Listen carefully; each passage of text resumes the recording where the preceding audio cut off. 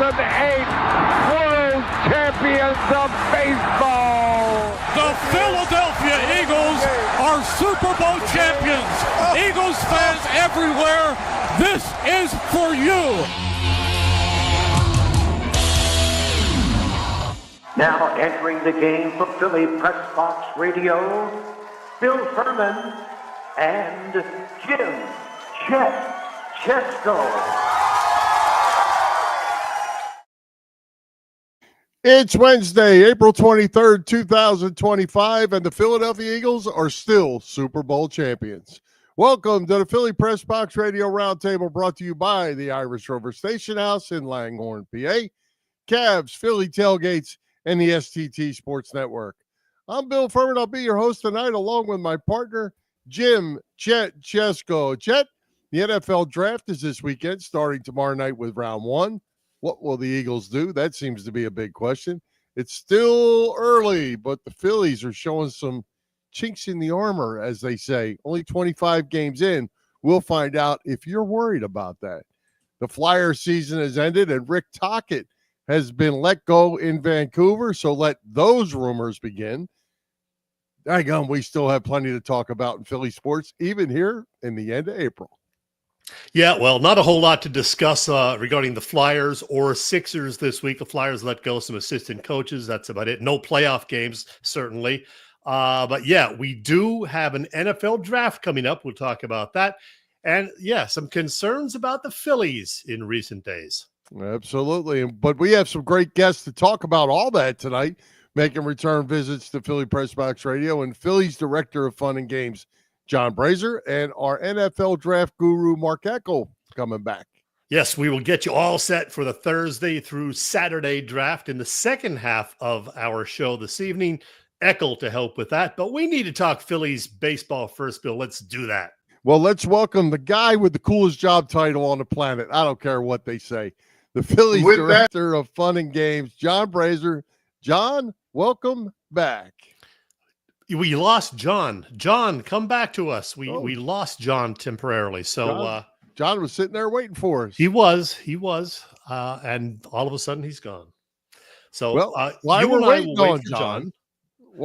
on John, we got some concerns about the Phillies, and you may be a little more concerned than I am after being swept by the Mets. But it's time to take a look, even after just 25 games. Yeah. Remember last week when I said people are overreacting? I don't think it's an overreaction now. There are some definite concerns, Bill. The offense has suddenly gone cold. The bullpen, which has been a problem much of the season, is still a problem, other than, maybe Strom and Alvarado, who have looked pretty good. So some definite concerns. Now let's see if we can get John Brazer to join us on screen. There he is. Can you hear me? We got you. Sure. John, right. I gave you this big intro about still having the coolest job title on the planet. I hit a button, and then the whole thing disappeared, and I had to get my wife to come in to save me, since she's a technical advisor in this house. Well, glad your wife came to the rescue. Hey, John, we were just talking about the Phillies season. The games are there. The fun lately, not there so much. They may be going off the rails just a little bit, especially the last 3 days up at Citi Field, a sweep at the hands of the hated Mets, who really had the Phillies number over the last couple of years. The bullpen leaking oil, the offense struggling. Chris Sanchez leaving last night's game early with some arm soreness.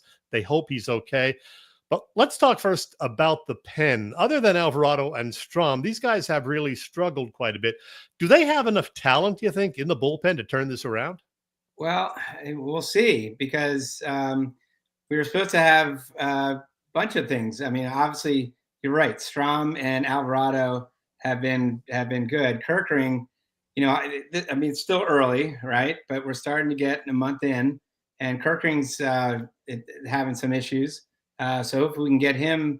He's got great stuff. Everyone knows that. He pitched well last year. So we got to get him back on track. And then, the other guys got to step up as well. If you look at actually again, I don't know if this is a solution, but I was looking at the stats for the relievers at Lehigh Valley, and they're actually there's about 5 or 6 guys that are having good years so far. Again, that's early. It's AAA, so it's not major leagues, and who knows what's going to happen. But some of these guys have to step up, particularly in Hernandez and Ruiz and some of the other guys, Tanner Banks, because you really need a full bullpen. You can't just keep relying on Strom and keep relying on Alvarado. And hopefully Kirkland can get back.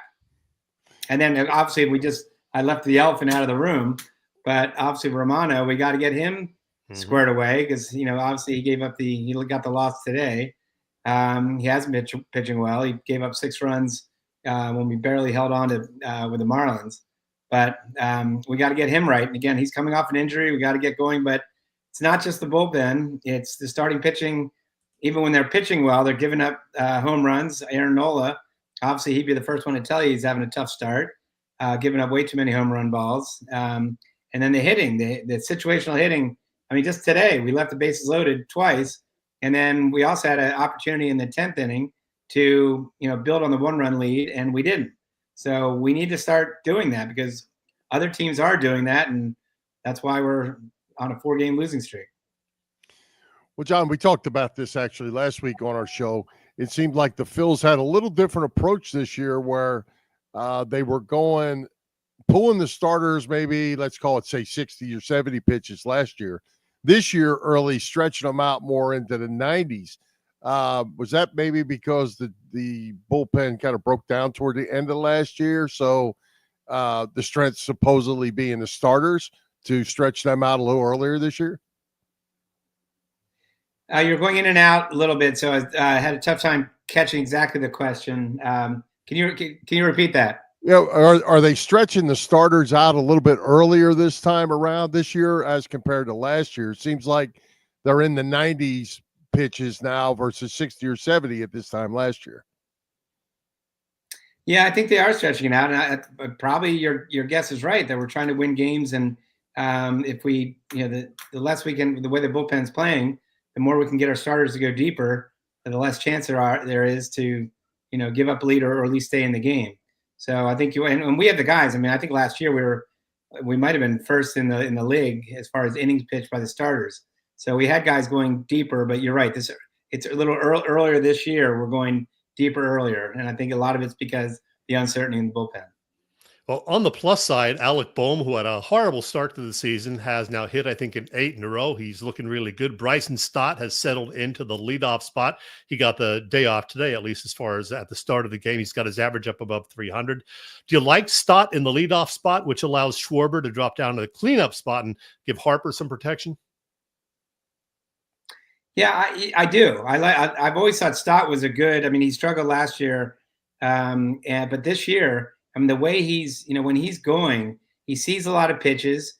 He's got very good bat control, and it allows protection, as you said, to Harper. So it seems to be working well. I certainly don't think that's been the problem the last week or so. I also like Schwarber in the leadoff. I think it's good to throw different looks. I mean, I love Schwarber leading off. Just that it completely, one, it gets him up to bat hopefully 5 times a game. 2, when he does that leadoff home run, it completely rocks the pitcher. It throws him off, and then who knows, we can go on a big run. But personally, I like to have Stott if he's going well, and then you have Turner, then Harper. You get guys on base, so then Harper or Schwarber can clean up the base pass. So it's I think good both ways, but I think we just got to get better right now at situational hitting. I mean, that, as I said earlier, we got to get guys in from third when there's less than 2 outs. We got to create runs. We got to play small ball and not just rely on the home run. Hey, John, it puzzles me a little bit. The lineup is basically the same guys, right, over the last 2 or 3 years. But here we are at the beginning, let's call it the beginning of the 3rd year, and we're still juggling the lineup to try to get the combination that seems to work. That troubles me a little bit, that's still a bit of a mystery with these guys. This connection is really terrible. I don't know if that's on your end, but I'm hearing like every other word. I'm sorry. Chet, did you hear it? You try. And you're both you're freezing too. Is that my end, I guess?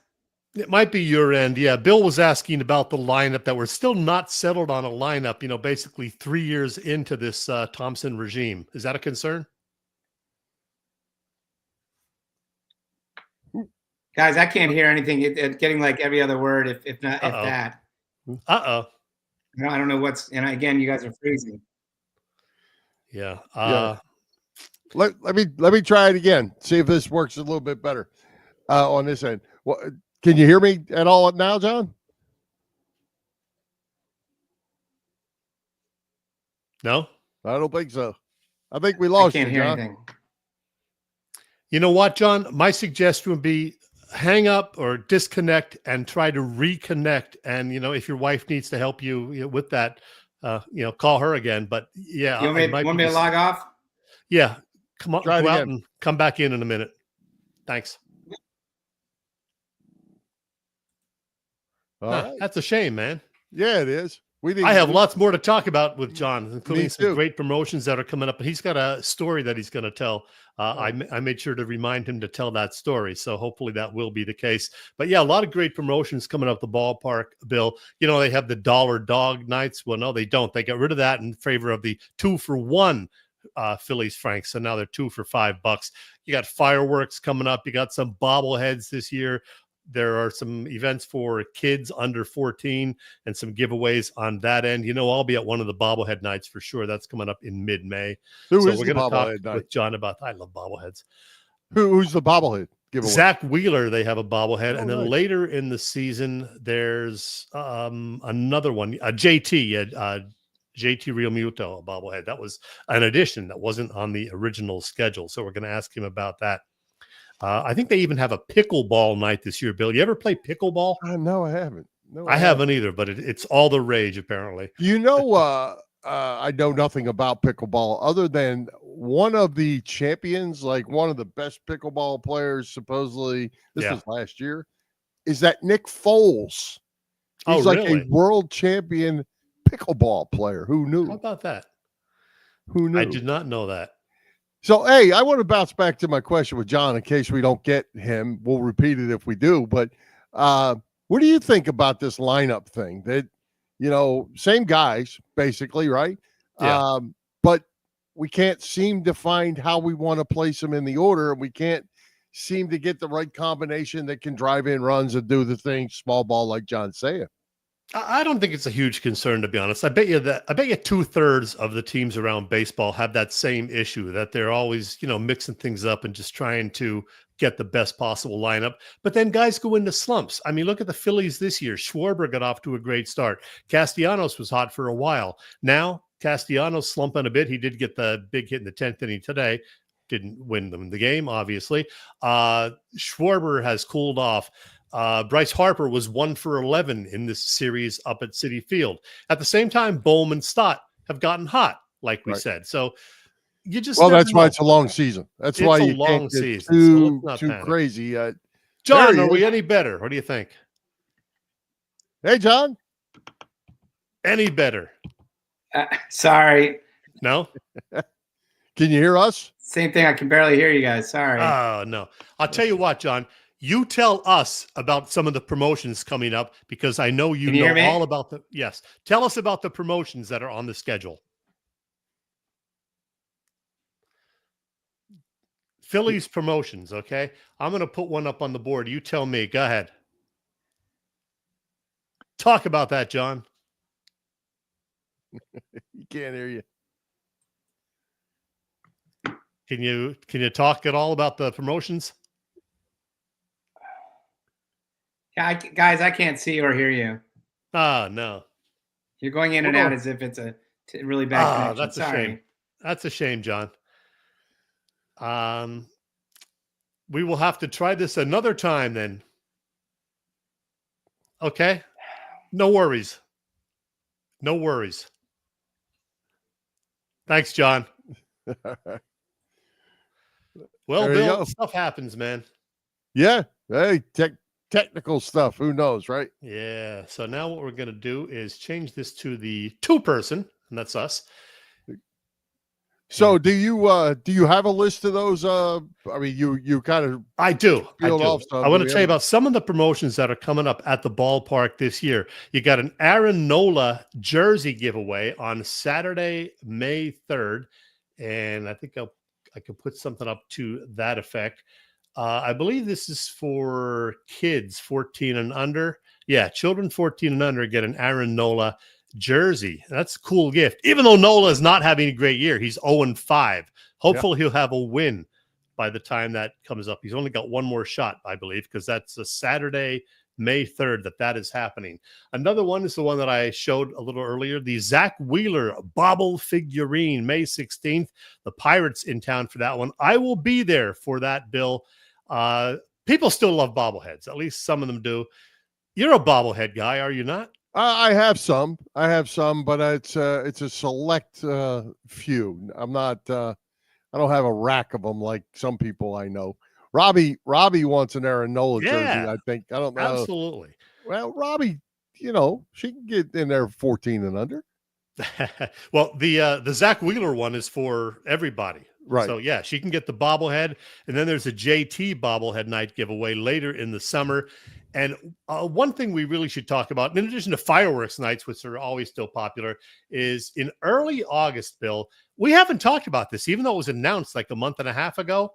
The fact that Jimmy Rollins and Ed Wade are going into the Phillies Wall of Fame on the same night. I believe that's the first Friday or Saturday in August.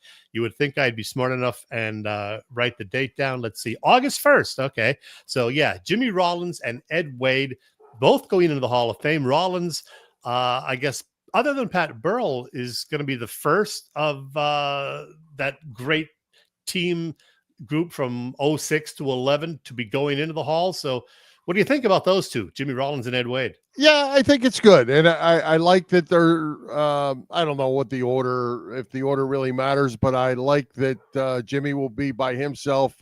Chase will probably be by himself. Ryan will be by himself. And however, Cole Hamels will probably get in. If it were me, Brad Lidge would get in based on his one season. I'm sure they'll put him in also. So, yeah, I like the idea of sharing or not sharing the spotlight, giving each guy their individual spotlight. I think that's cool. And Ed Wade, Ed Wade put those teams together, and unfortunately he didn't make it to the end, but a lot of those were his guys. Yeah, absolutely. I didn't get to show some of the other pictures that I had of John Brazer that I could have, but I wanted to ask him what was going on here. John Brazer riding a pink pig. I have no idea where that was. I think it was in Nashville, actually. So John was probably having a good old time down in Nashville. Yeah, that one might need a little explanation, I think. And he had a great story that I was going to get him to tell, but I'm not even going to talk about that. We will make sure to have him on another time and he can tell that story. All right. Yep.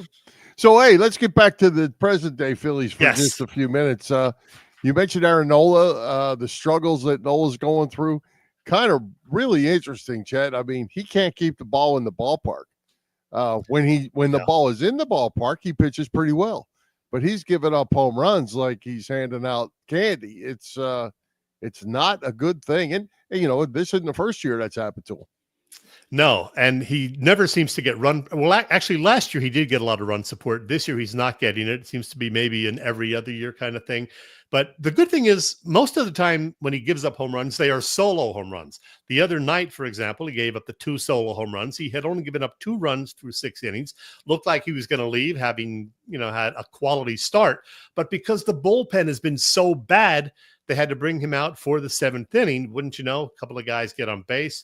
2 of them score, and before you know it, the Phillies are down 5-0, and Nola had given up 4 runs in, I guess, 6 2/3 innings. So it's a shame, the bullpen not doing well, and that forced them to keep Nola in longer and hurt his ERA and got him another. Well, and he was fortunate because he was about 1 foot from giving up another 3-run homer to Soto that NASA had to put out a warning for the way that ball was going to almost go completely out of the stadium. Fortunately, it was 1 foot foul that saved him. We hear the term moonshot. That looked like a moonshot. That was up above the foul pole and way up there. And, you couldn't tell right away. So we thought it was a 3-run homer. He got a break there. But in the end, it was another Phil's loss. I believe the Phillies are now 6-20 against the Mets over the last 26 games. That's not good, Bill. No, it was from that London series. Remember last year when they went? That's the bookmark that people were using. And since that, when the Phillies were rolling going into that London series, and the Mets won a couple games there, and the Mets have owned them since, and that's not good. Hey, we've talked a lot about the bullpen not being great again this year, and the fact that, guys frequently can't pitch in back-to-back days. I don't know if that's the Thompson thing or the relievers themselves want that. I love a good Ricky Bottalico rant, and he had a nice little one on Monday regarding the bullpen. Here's Ricky. They don't have anybody to go to in the bullpen. There's 8 of them out there. I used to pitch with 5 guys.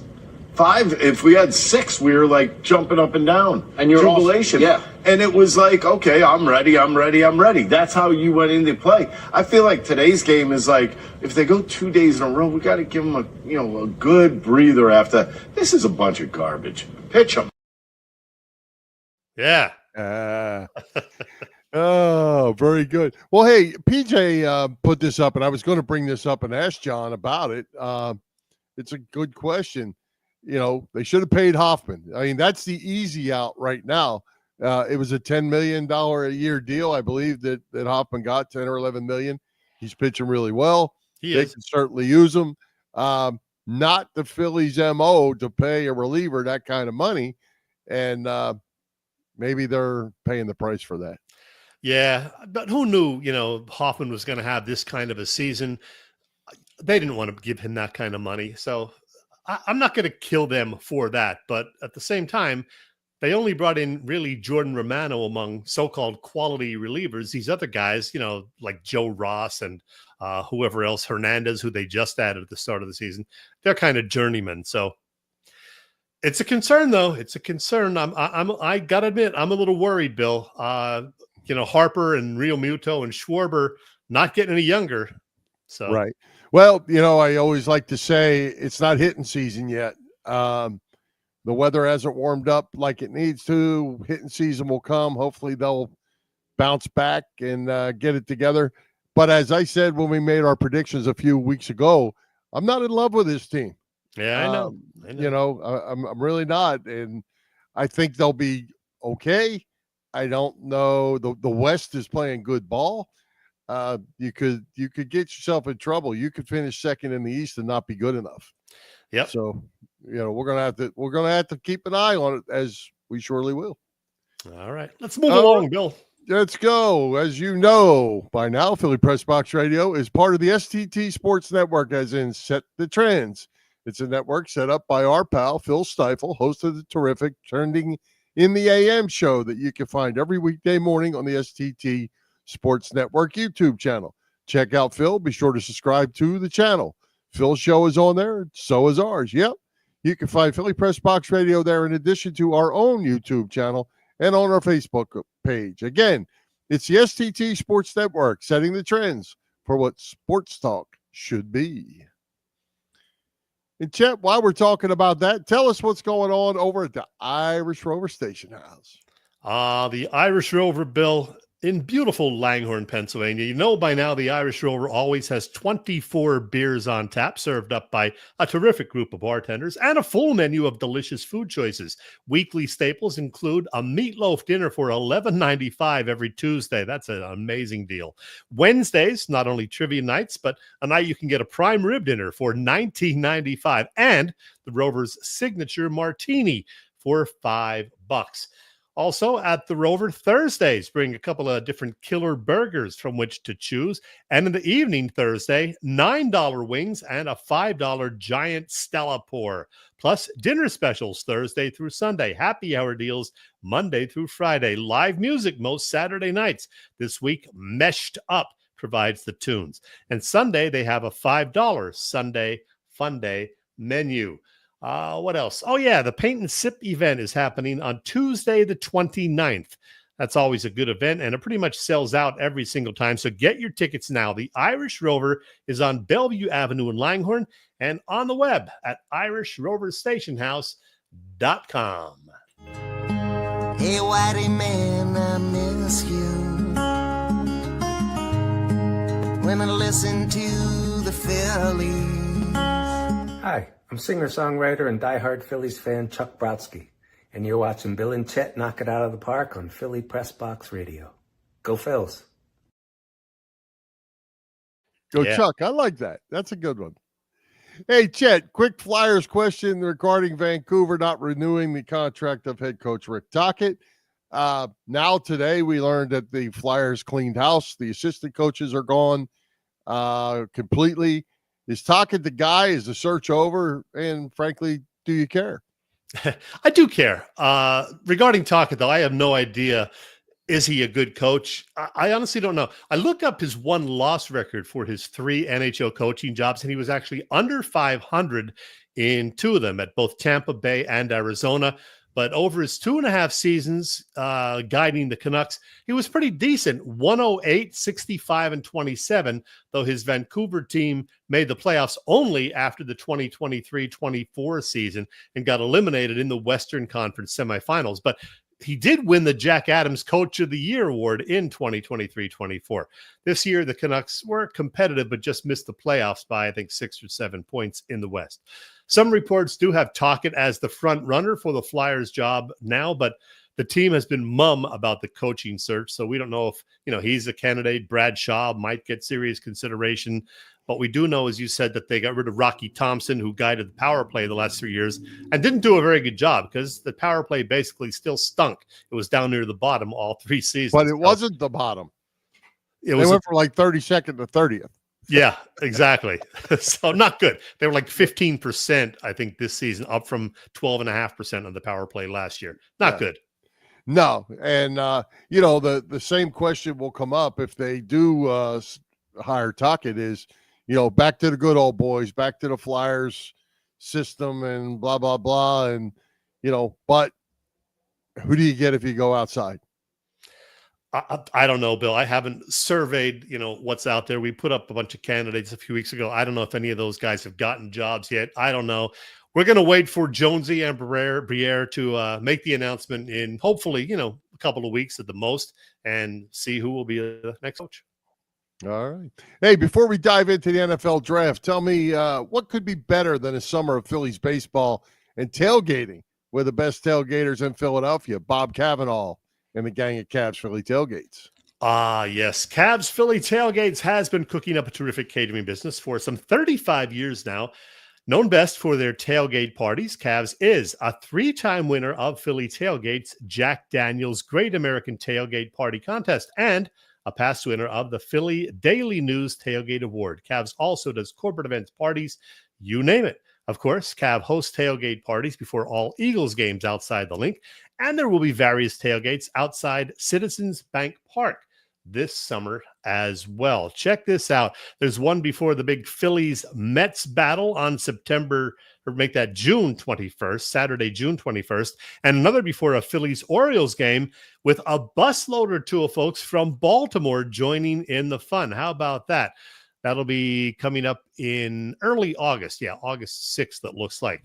Get details on all upcoming events at Cavs' website, phillytailgates.com. And if you have questions, you can email them at cavscatering@verizon.net. By the way, Cav and his partner Vince at Philly Sports Trips are already taking bookings for a 6-day Clearwater spring training trip next March. Keep that in mind. Cavs Philly Tailgates is the way to go. There you go. Hey, Chet, you and I had a chance to visit with our good friend and NFL draft guru, Mark Eckel, last night to get his thoughts on the 2025 draft and how it might play out. Mark has some interesting takes, as we knew he would. And and I know you're not a draft Nick, I think they call him. Yeah, I'm not. I'm a casual fan. Right. But a lot of people are, and mock drafts are everywhere. It's interesting to see how this is going to play out, especially with the Birds sitting at 32. Yeah. The place you want to be, because that means you finish first. Exactly. And you're still world champions. And Mark's been so busy today doing a whole bunch of interviews and his own podcast this evening that we had to tape our interview with him last night, as you said. And we were fearful that, oh, man, there's probably going to be a bunch of trades today, the day before the draft. But no, not one. A few rumors out there, like that the Giants or I guess Cleveland might be willing to make deals and drop down from near the top, but nothing as yet. So everything is status quo. And as Mark notes in our interview, this is the first time in ages that all 32 teams will have one first-round pick, barring any changes between now and tomorrow night. So far, everybody is, in the order that they should be, and will have a draft pick. So that's going to be interesting. And are you ready to hear that interview, everybody? Yeah, let's do it. All right, let's do it. Welcome, Mark Eckel, back to Philly Pressbox Radio. Mark, welcome. Hey guys, how many times is this for me, John? I think you're up to 22 now, still firmly in third or fourth place. Oh, not bad for a guy that hasn't really done anything in 8 years. Well, we're going to put you to work this week, that's for sure. Mark, it is NFL Draft Week, as you are well aware, and as we do just about every year, we have you on to help us preview the draft. But first, I'm going to say it was 8 years ago that you retired. 8 years ago this spring, and the Eagles have now won 2 Super Bowls since you got out of there. So first of all, thank you for that. Yeah, well, I covered them for 32 years. They went to 1 and lost. Yes. I retired. They've been to 3 and won 2. I thought it was me. Well, Mark, am I right that this is not considered a great quarterback class? You'll likely have Miami's Cam Ward going first overall to the Titans, but then, well, maybe Shedeur Sanders later in round 1, but that's about it, right? Jackson Dart will go round 1 also from Ole Miss. So what is your take on the quarterbacks? Well, that's terrible. It's especially coming off the heels of last year, which, when it's all said and done, may rival 1983. Yeah, which was the all-timer with Marino and Kelly and Elway, and I'm forgetting somebody in that one. Marino. Blackledge. Well, he wasn't that good. But First round pick. Announcer. 2020 turned out to be a pretty good one too. With Hurts in the second round, and Burrow, Love, Tua, Herbert. But what do you think of Cam Ward? I like him. He's good. He's not the best player. He's going to go number 1 because he's quarterback. He's not the best player in this draft, but he's good. From talking to the scouts that I've talked to, they said because I asked, where would these quarterbacks go last year? And they said Ward would be, he's after Williams and Daniels and probably May and McCarthy. He'd be around like a Penix, they said, which isn't bad. But now the rest of them, Dart and Sanders, they wouldn't be first round picks. They're not. I mean, they're going to go in the first round because they're quarterbacks. They're not really. This isn't a good draft. Period. They're really. And I guess it always happens when the quarterbacks aren't very good. It seems like it trickles down, and the whole draft isn't that great. There's probably 20 players in this draft that are really legitimate first round. Now 32 are going to go because that's 32 teams, and they all make. And how about that? This is the first year in forever that every team, as of right now, as of 2 days before the draft, every team has a first round pick. Nobody has 2. That's very unusual. But so, Mark, if you're the Giants at 3, and then the Steelers a little bit further down, who look like they might. I don't know why the Giants really think they need a quarterback, but do you reach out and get a Shedeur Sanders in that early pick, top 10, 12 picks? No, if I'm the Giants, no. No. They've made my brother is a Giants season ticket holder, right? So we were talking. He asked about the question. I said, well, the Giants haven't made the right decision at quarterback since they took Phil Simms. And right. I wasn't kidding. And he says to me, what do you mean? They won 2 Super Bowls with Eli. And I said, yeah, but they might have won 4 with Ben Roethlisberger. Wouldn't you trade up to get him? So the Giants, Sanders is not worth the 3rd pick. And there's going to be, because Ward's going 1, both Cleveland and the Giants are going to get a great player. They're, between Abdul Carter and Travis Hunter, they're both, I mean, while I was saying this draft isn't great, those 2 players are great. They're just great. Carter is, he's not Micah Parsons, but he's damn close. He's a great pass rusher, and he's so much better than any other pass rusher in this draft. And then you got Travis Hunter, we haven't seen anybody like him in forever, right? I mean, the guy, he might be he is the best corner in the draft. And he's probably the best wide receiver. He's probably the best when was the last time you could say a guy was the best player at 2 different positions in the draft? That's right. Just amazing. So I hear the stuff Cleveland and the Giants are looking to trade.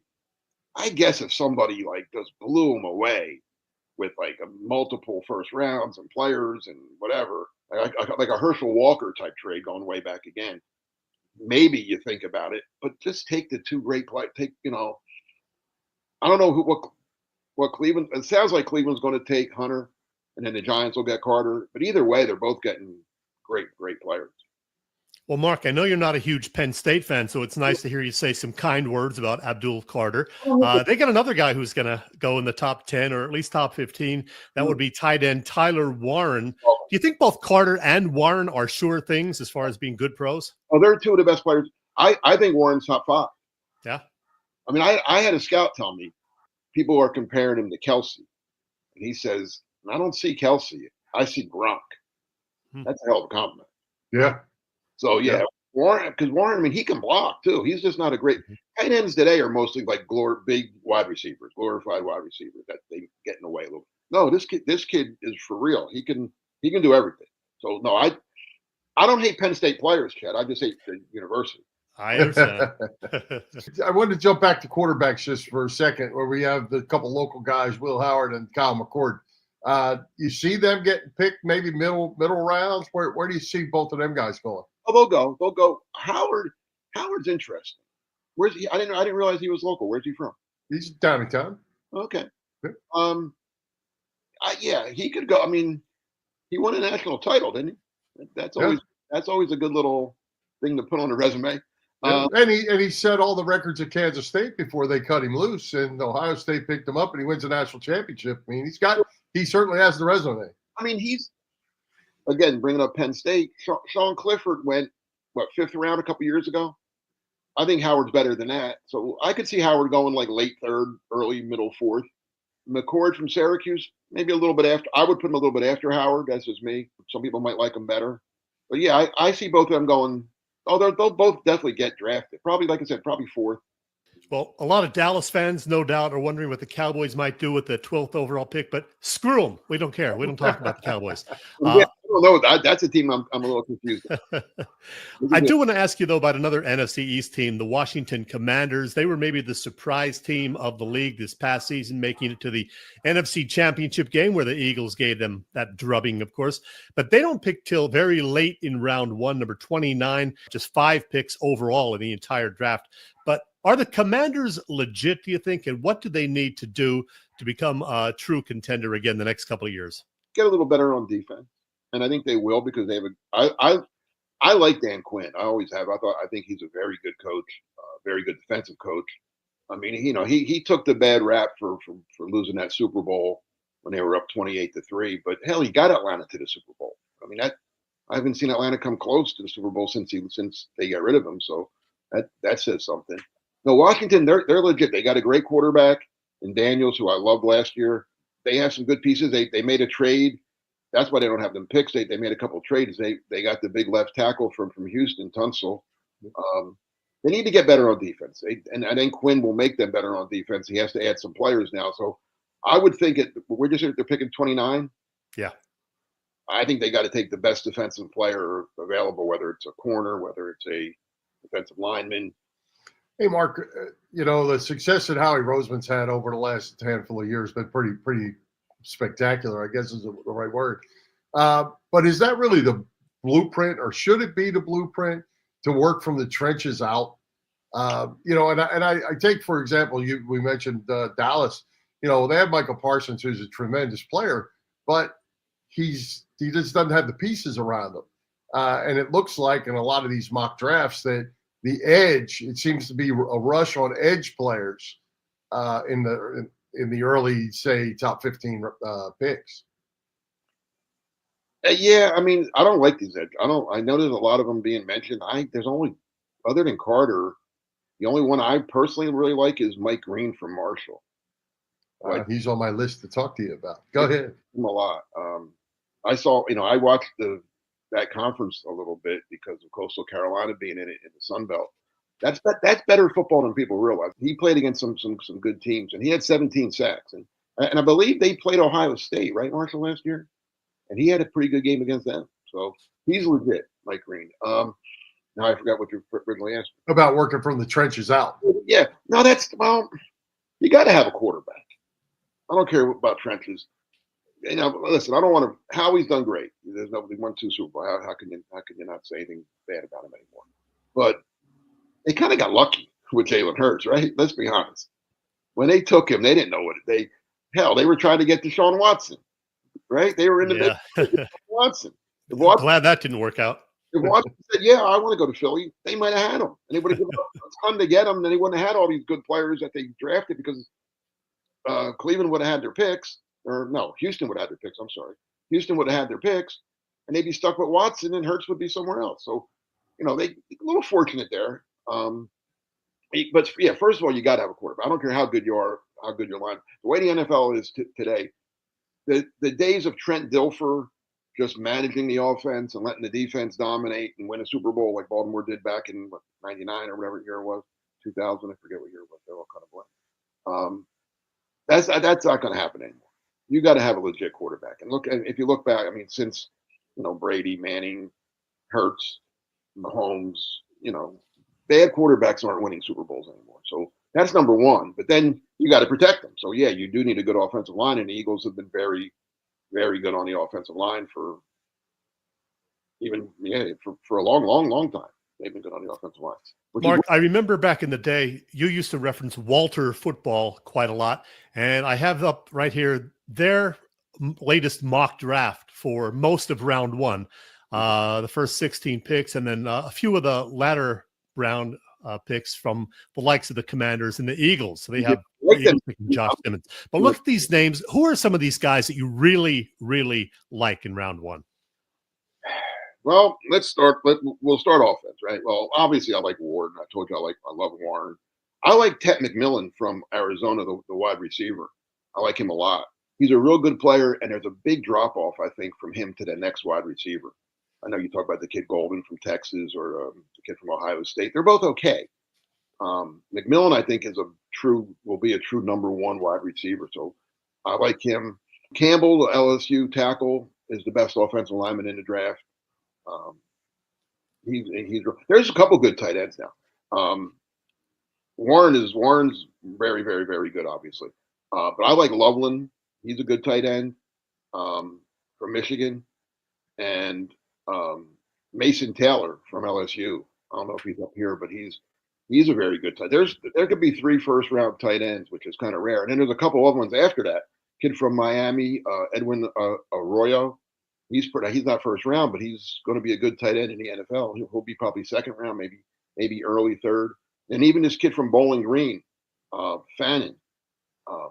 If he went to Georgia or Alabama instead of Bowling Green, you might hear him being talked about as a late first. But because he went to Bowling Green, you don't get the same hype. He's a good player. So there's a lot of good tight ends. Defensively, I like the linebacker Campbell from Alabama. I don't like a lot of these edge guys, like I told you. I like Green, and I love Carter. There's a couple corners. Now Will Johnson from Michigan. People were like, I don't know why he's falling. This always bothers me.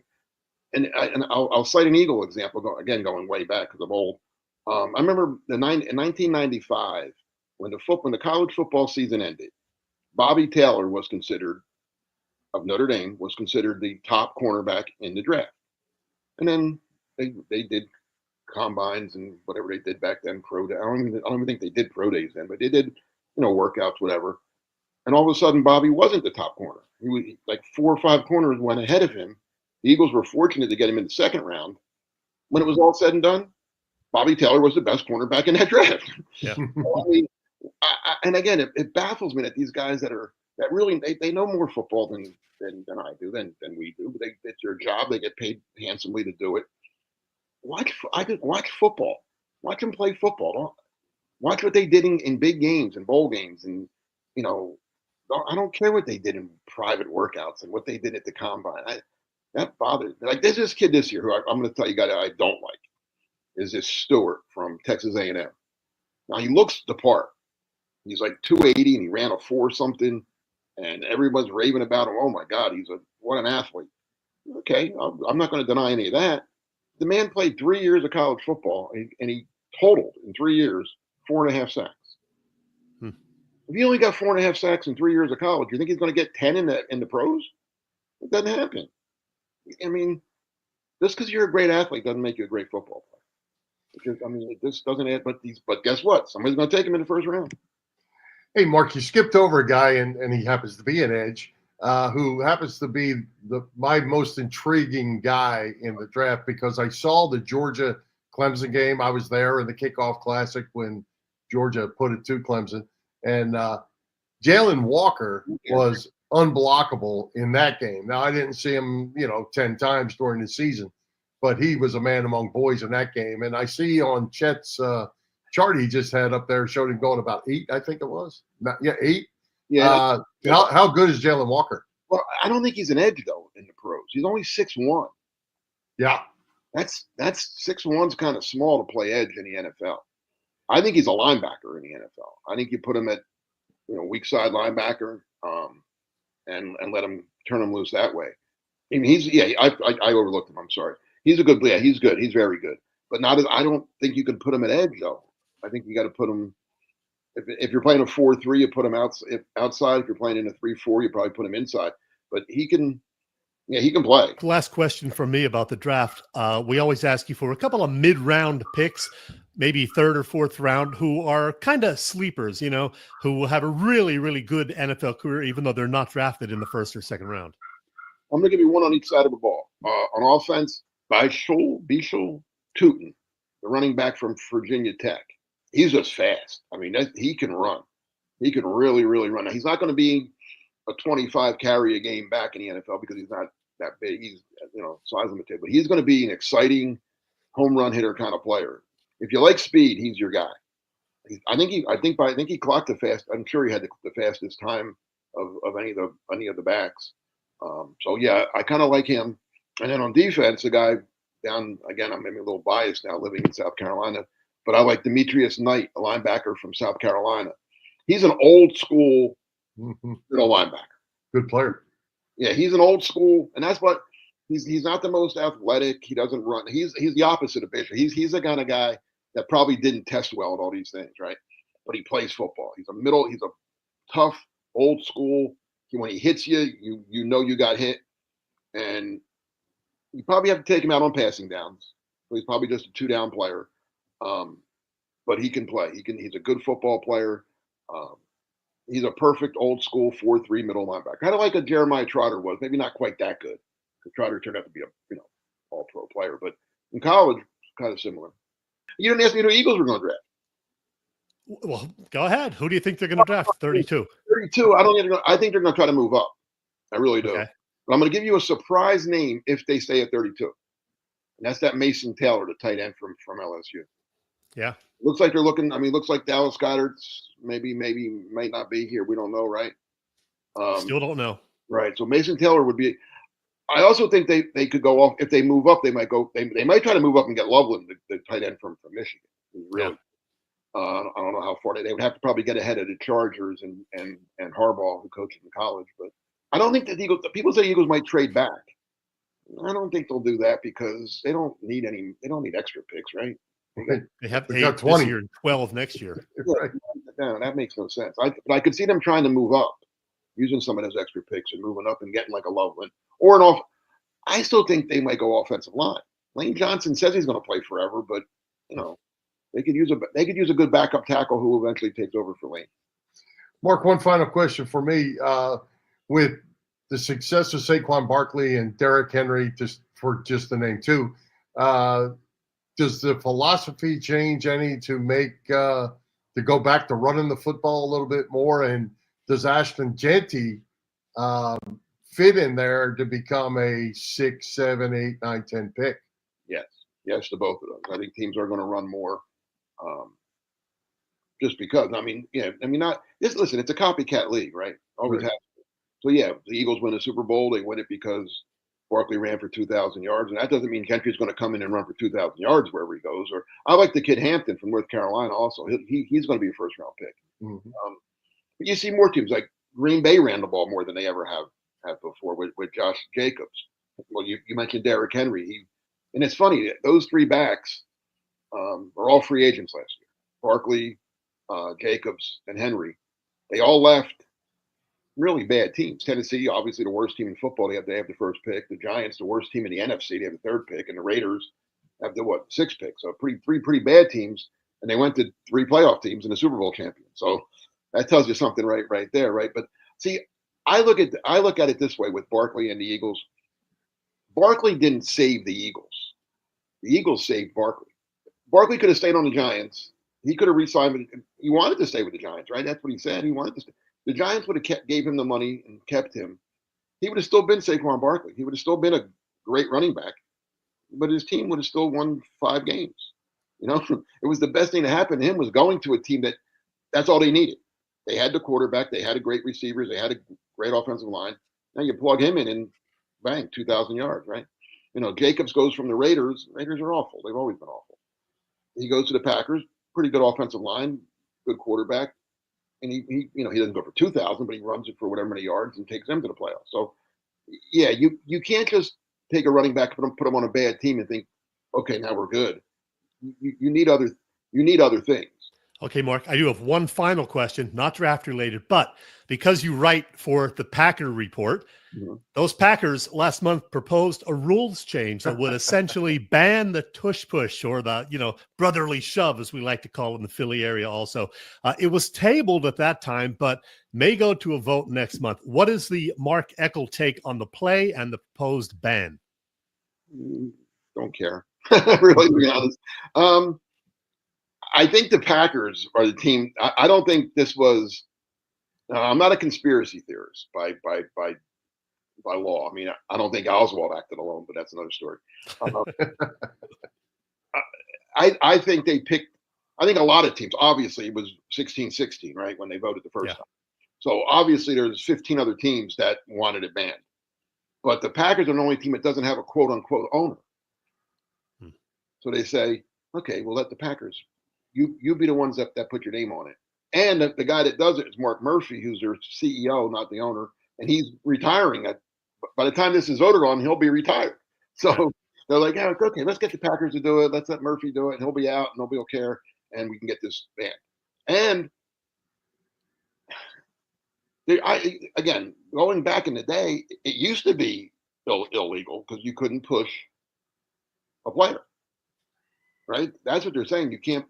The ban says you can't push a player. Your other offensive players can't push a player, whether it's the tush push or downfield. You can't push them. I mean, in college it's illegal, right? I'm pretty sure.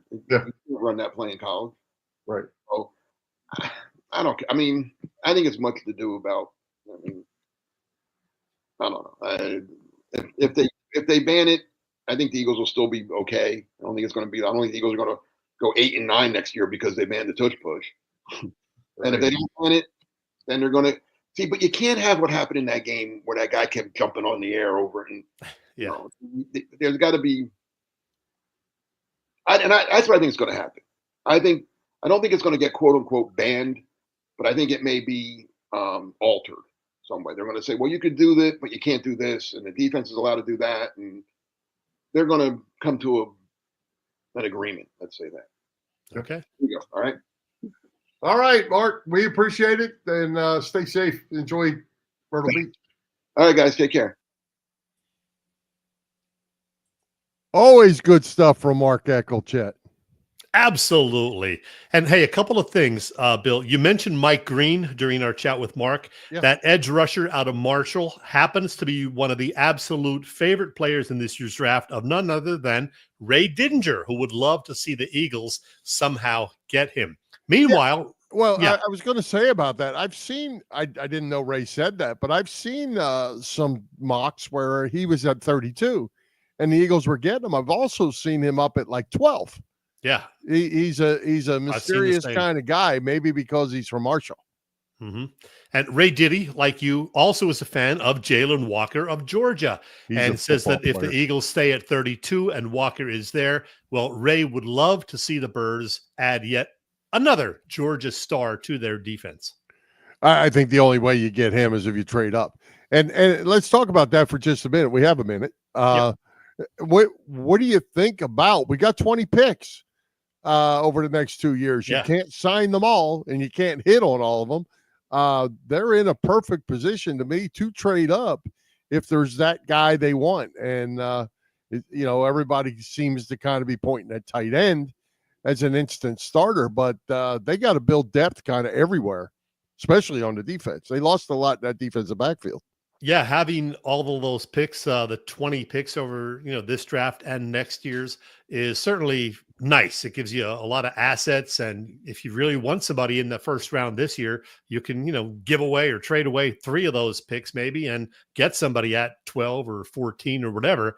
And, get your man. That'd be awesome. So we'll see. You never know with Howie. He could stay put. He could move up. He could move back. We don't know. That's what makes it fun. I saw a thing just a little bit ago before the show where one of the GMs, unnamed GMs, said all calls from 215 are blocked. We are not taking calls from Howie Roseman because you could get fleeced. So that is funny. He's the king. He's the king, and they know it.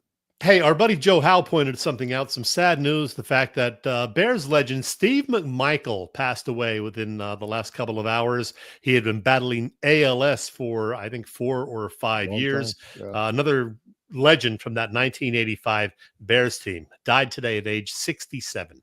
Yeah, and I tell you what, it's a shame that ALS. If you horrible. saw pictures of Steve recently, he is probably 80 pounds. I mean, from a 280-pound or whatever he was, 300-pound football player like you just showed, he was literally down to like 80 pounds. It just took his life. Sad. Yeah. Sad for Steve, for sure. Mongo. He also did some pro wrestling, too, after his football career. Good football player. Yes. All right. Hey, great guest tonight in Mark Eckel. Unfortunately, we got messed up a little bit with John Brazer, but we appreciate John trying to take the time with us.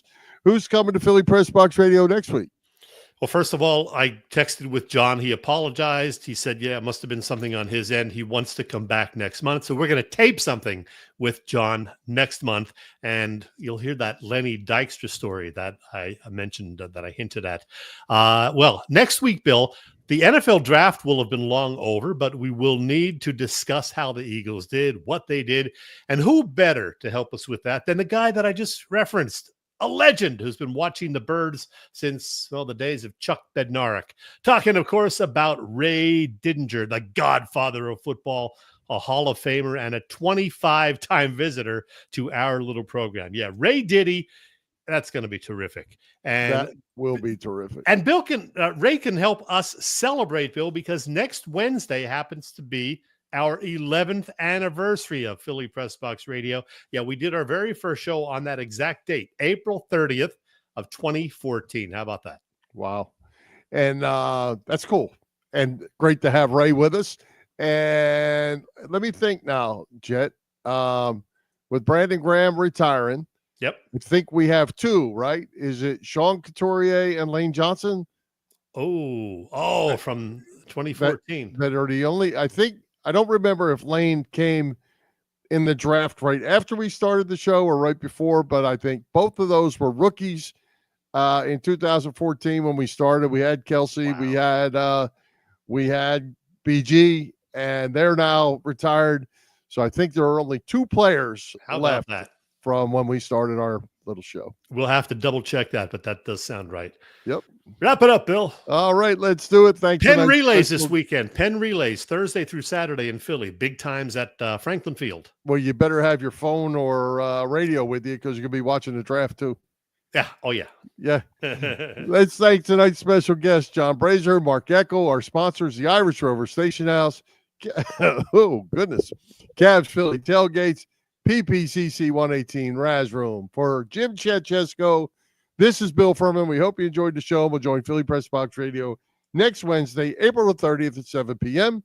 You can see us live on Facebook, on our Philly Pressbox Radio YouTube channel, and on the STT Sports Network YouTube channel, and listen on Apple Podcasts, iHeartRadio, and all the others. High hopes, Philadelphia sports fans. Let's go Phillies and go Birds. High hopes.